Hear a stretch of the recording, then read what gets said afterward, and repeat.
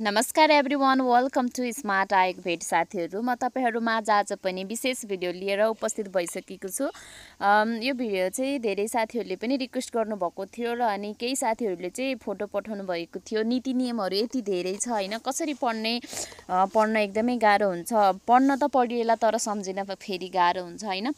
तपाईहरुलाई केही हदसम्म सजिलो होस् भन्ने हिसाबले चाहिँ मैले यो भिडियो बनाएको छु। हामीले चाहिँ कृषि तथा पशुपन्छीसँग सम्बन्धित नीतिहरू अनि त्यसपछि ऐनहरू चाहिँ यो भिडियोमा छलफल गर्ने छौं। अब कसरी पढ्छु मैले मेरो आइडियाहरू शेयर गरेको छु। यदि तपाईलाई उपयुक्त लागेमा चाहिँ अन्य साथीहरुमाझ पनि शेयर गर्नु होला है त। ओके है, हामीले चाहिँ सर्वप्रथम कृषि तथा पशुपन्छीसँग सम्बन्धित नीतिहरूको बारेमा सरसर्ती हेर्ने छौं है। अनि के कसरी सम्झिन सकिन्छ भन्ने आइडियाहरू पनि शेयर गर्नेछु। यदि तपाईहरुलाई आवश्यक छ भने चाहिँ नोट बनाउनु होला र सूत्रहरू पनि टिप्न सक्नुहुनेछ है। सुरुमा रहेको छ राष्ट्रिय बिउ बिजन नीति 2056, 2 मा रहेको छ राष्ट्रिय चिया नीति 2057, 3 मा रहेको छ राष्ट्रिय मल नीति 2058 र 4 मा रहेको छ राष्ट्रिय कफी नीति 2060। अब यिनीहरुमा सम्झिन चाहिँ कसरी सकिन्छ त भन्दाखेरि मैले चाहिँ बिबी चिया मल कफी भनेर सम्झिन्छु। सुरुमा हाम्रो राष्ट्रिय बिउ बिजन नीति 2056 बाट स्टार्ट भएको छ र बीचमा 59 मा केही छैन भने 60 सम्म बिबी चिया मल कफी भनेर बिबी भनेको चाहिँ बिउ बिजन नीति भयो हैन। अनि त्यसपछि चियाको चिया आइहाल्छ, मलको मल आइराछ, कफीको कफी नै आइराछ है, कुनै गाह्रो छैन यसमा। 5 मा रहेको छ राष्ट्रिय कृषि नीति 2061, यो त धेरैलाई कण्ठ नै छ होला। राष्ट्रिय कृषि नीति 2061 अनि विज्ञान तथा प्रविधि नीति पनि 2061 मै रहेको छ नीति है। 7 मा रहेको छ कृषि व्यवसाय प्रवर्धन नीति 2063, 8 मा रहेको छ कृषि जैविक विविधता नीति 2063, 9 मा रहेको छ जैविक प्रविधि नीति 2063, 10 मा रहेको छ नेपाल कृषि प्रसार रणनीति है। इम्पोर्टेन्ट छ यिनीहरु। यिनीहरुलाई चाहिँ एकैचोटी कसरी सम्झिन सकिन्छ त भन्दाखेरि 63 मा चाहिँ के छन् भनेर पहिला सम्झिनु पर्यो। कृषि व्यवसाय प्रवर्धन नीति, कृषि जैविक विविधता नीति, जैविक प्रविधि नीति, नेपाल कृषि प्रसार रणनीति चाहिँ यतिवटा चाहिँ रहेको छ 2063 मा। अनि कृब्बे जै बी भनेर सम्झिन्छ है मैले चाहिँ। अब कृब्बे भनेको कृषि व्यवसाय प्रवर्धन नीति भनेर सम्झिनु पर्यो हैन। अनि जैविक भनेपछि जैविक विविधता नीति पनि 2063 मै रहेको छ र जैविक प्रविधि नीति पनि 2063 मै रहेको छ र नेपाल कृषि प्रसार रणनीति 2063 चाहिँ सम्झिनै पर्ने हुन्छ है। सबैको चाहिँ अब हामीले फर्मुला बनाएर पढ्छु भनेर पनि हुँदैन हैन। अलिकति मेहनत र रेगुलारिटी भयो भने चाहिँ सजिलो हुन्छ। दुग्ध विकास नीति 2064, यो त धेरैलाई थाहा नै होला। 12 मा रहेको छ जलवायु परिवर्तन नीति 2067, 13 मा रहेको छ औद्योगिक नीति 2067। जलऔ भन्यो भने चाहिँ जलऔ 2067 मा रहेको छ। ज भनेको जलवायु परिवर्तन नीति भयो र औ भनेको औद्योगिक नीति। जलाऊ मलाई तर म जल्ने वालामा हैन, जलाउने वालामा हुँ हैन। हुन्छ नि, अब यो नीति नियमका कुराहरू पढ्दाखेरि हैन अनि अन्य विषयका कुराहरू पढ्दा पनि हामीले चाहिँ अलिकति रमाइलो तरिकाले मज्जा लिँदै पढ्नुपर्छ हैन। अब नीति नियम हो, यसै अलिकति बोरिङ टाइपको हुन्छ हैन। अनि हामीले त्यही हिसाबले पढ्यौं भने अब दिमाग दुख्ने, टाउको दुख्ने अनेक हुन्छ। त्यही भएर चाहिँ अलिकति रमाइलो घटनाक्रमहरूसँग जोड्ने, कुनै कहानीसँग जोड्ने, अनि कुनै इयरहरू हुन्छ होइन, त्यो इयरहरूमा चाहिँ यदि कुनै घटनाहरू घटेको छ, स्पेसल छ भने तिनीहरू सम्झिने है। लाइक अब तपाईँले +2 पास गरेको, SLC पास गरेको, यो वर्षमा यति सालमा यो कक्षामा यसरी फर्स्ट भएको होइन, इत्यादि हरेक इभेन्टहरूलाई चाहिँ हामीले जोडेर रमाइलो तरिकाले पढ्न सकिन्छ नीति नियमका यो डेटहरू सम्झिनको लागि चाहिँ है।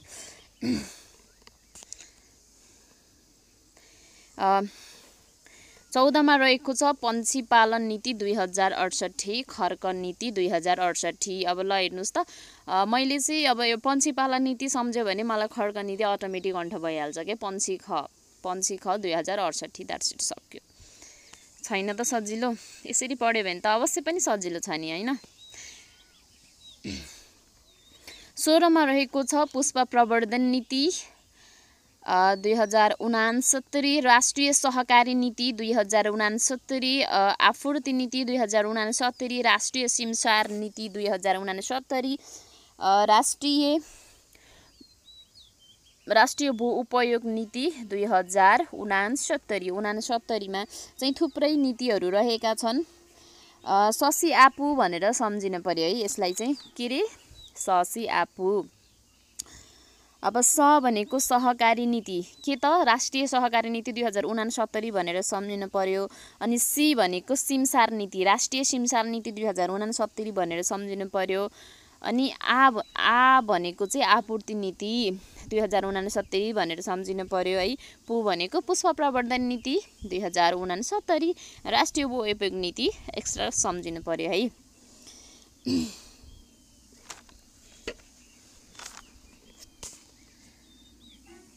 सिंचाइ नीति 2070, यो चाहिँ 2070 मा चाहिँ एउटा मात्रै नीति रहेको छ, जुन चाहिँ सिंचाइ नीति रहेको छ 2070। 22 मा रहेको छ कृषि यान्त्रिकरण प्रवर्धन नीति, कृषि यान्त्रिकरण प्रवर्धन नीति 2071, वन नीति 2071, विकास सहायता नीति 2071, क्रिया वन विकास, यसलाई चाहिँ 2070 क्रिया वन विकास भनेर याद गर्नुभयो भने क्रिया भनेको अब कृषि यान्त्रिकरण प्रवर्धन नीति भनेर सम्झिनु पर्यो। वनको वनै आइरहेछ, विकासको विकास आएछ, विकास सहायता नीति 2071 भनेर चाहिँ सम्झिनु पर्यो है। 25 मा रहेको छ सार्वजनिक निजी साझेदारी नीति 2072, वाणिज्य नीति 2072, कृषि विकास रणनीति 2072 है। 72 मा चाहिँ 3वटा रहेको छ, सार्वजनिक निजी साझेदारी नीति 2072, वाणिज्य नीति, कृषि विकास रणनीति चाहिँ 2072 है। अनि फेरि कृषि नेपाल कृषि प्रसारण नीति चाहिँ 2063 है। नीतिमै नै तपाईहरु नजकिनु होला। रणनीति भन्यो भने अब नेपाल कृषि प्रसारण नीति भन्यो भने 2063 भनेर सम्झिनु पर्यो। अनि कृषि विकास रणनीति भन्यो भने 2072 भन्नु पर्यो, किनकि दुईटैको अगाडि कृषि आएको कारणले यदि एक दुई चोटी मात्र तपाईहरुले झट्ट सुन्नु भएको छ भने कन्फ्युज हुन सक्नुहुन्छ, सो कन्फ्युज नहुनु होला। मौरी प्रवर्धन नीति 2073, कृषि डायरीमा चाहिँ यो कुरामा मौरी प्रवर्धन नीति 2073 को चाहिँ अब मैले लेखहरू हेर्दा पनि 73 भनेर भेटाएँ हैन, तर कृषि डायरीमा चाहिँ 2074 छ, कन्फ्युज नहुनु होला है त।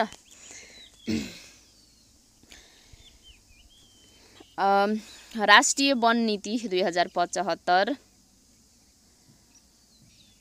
राष्ट्रिय कृषि वन नीति 2076, राष्ट्रिय खाद्य स्वच्छता नीति 2076, एक स्वास्थ्य रणनीति 2076, यो चाहिँ नयाँ 2078 को कृषि डायरीमा रहेको छ है।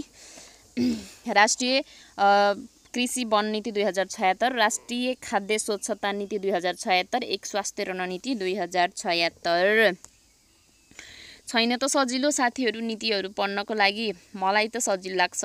अवश्य यो भिडियो हेरेपछि तपाईहरुलाई पनि सजिलो लाग्ने छ। मात्र एकचोटी हेर्ने हैन, बारम्बार हेर्ने गर्नुस्।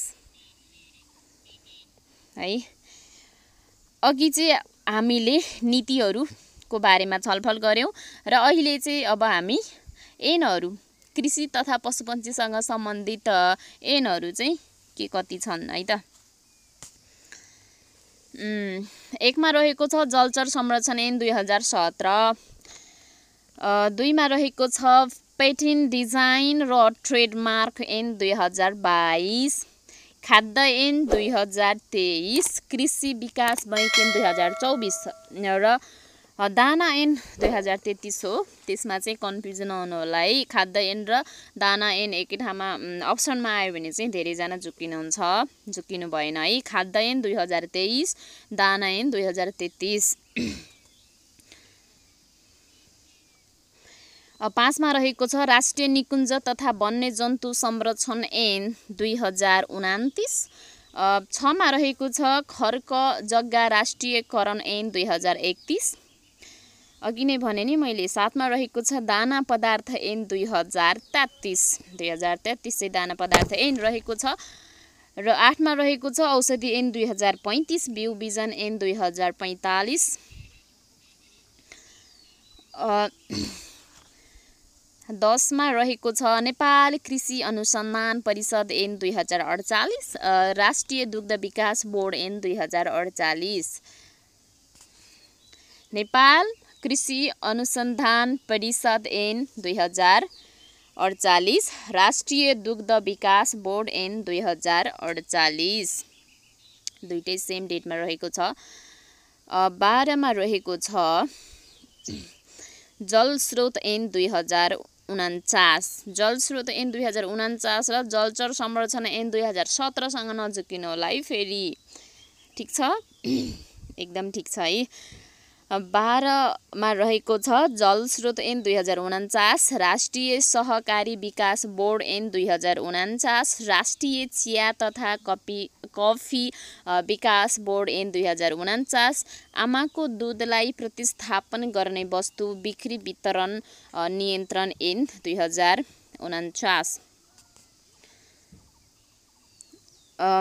16 मा रहेको छ आयोडिन युक्त नुन उत्पादन तथा बिक्री वितरण ऐन 2055, पशु स्वास्थ्य तथा पशु सेवा ऐन 2055, पशु वधशाला तथा मासु जाँच ऐन 2055, नेपाल पशु चिकित्सा परिषद ऐन 2055। 55 मा पनि थुप्रै ऐनहरू रहेका छन् है।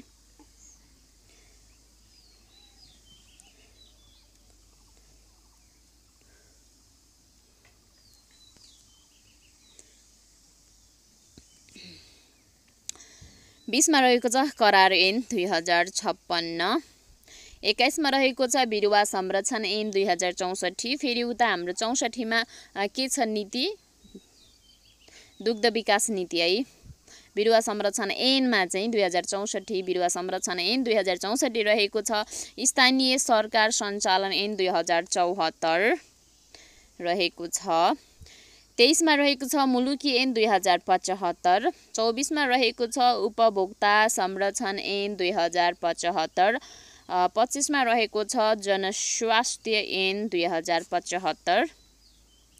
26 मा रहेको छ खाद्य अधिकार तथा खाद्य सम्प्रभुता ऐन 2075। खाद्य अधिकार तथा खाद्य सम्प्रभुता ऐन 2075। 27 मा रहेको छ सार्वजनिक निजी साझेदारी तथा लगानी ऐन 2075। सार्वजनिक निजी साझेदारी तथा लगानी ऐन 2075।